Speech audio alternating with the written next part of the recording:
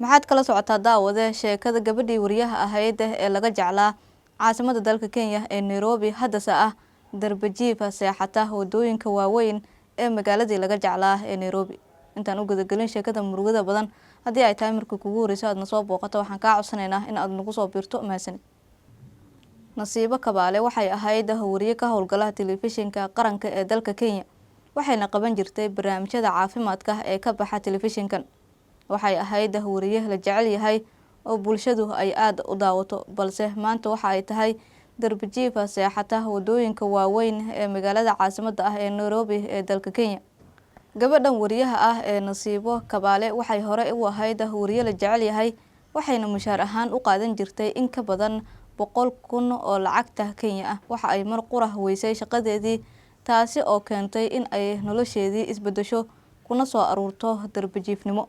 Nasiibo Kabaale waxa ay noloshii ku noqotay mid adag kadib markii ay weyday shaqadeedii.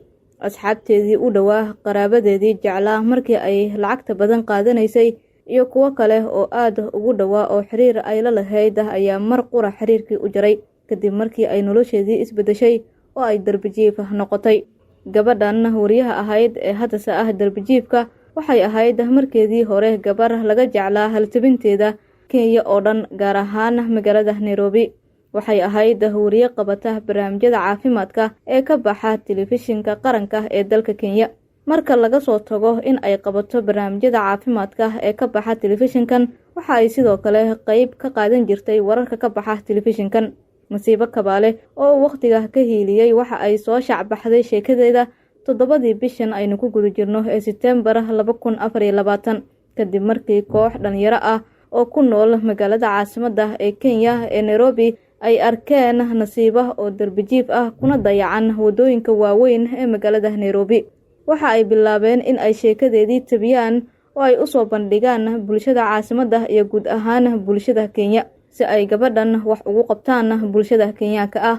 Waxa isqabsatay baraha bulshada gaar ahaan warbaahinta Kenya sheekada Nasiibo Kabaale oo mar ahayd wariye la jeclaa haddase ah qof ku dayacan wadooyinka waaweyn ee magaalada Nairobi ee caasimada dalka Kenya. Ugu dambeyntii waxa ay go'aansatay Nasiibo Kabaale in ay ku noolaato wadooyinka waaweyn ee dalka Kenya. Xataa waxa ay lumisay qaar ka mid ah ilkaheedii quruxda badnaa ay ku dhoola cadeyn jirtay marka ay barnaamijyada tabinayso. Hadda qaar ka mid ah waa ay jajaban yihiin. Noloshu waxay isbedeli kartaa waqti kasta oo waxa ay ka dhigi kartaa mar qura qof guuleystay oo meel fiican nolosha ka gaaray. Mar kalese waxa ay ka dhigi kartaa qof nolosha meel hoose ka jooga oo darajadii uu markii hore joogay ka hooseeya.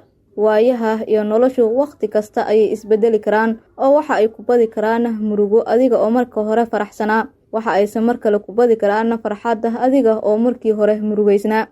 Waxaa jirta hees lagu magacaabo Murugo iyo Farxad oo uu qaado fanaanka lagu magacaabo Cabdullaahi Cusmaan oo tiraahda adduunyadu waa mas'alo noloshu waa milay bacayn macaan iyo waa qaraadh marxaladay soo martaa maantiyo shalay baa isku xiga macalin weeyaan waqtigu cishaba tala ka maqneed ayuu ku muujiyaa murtina waa laga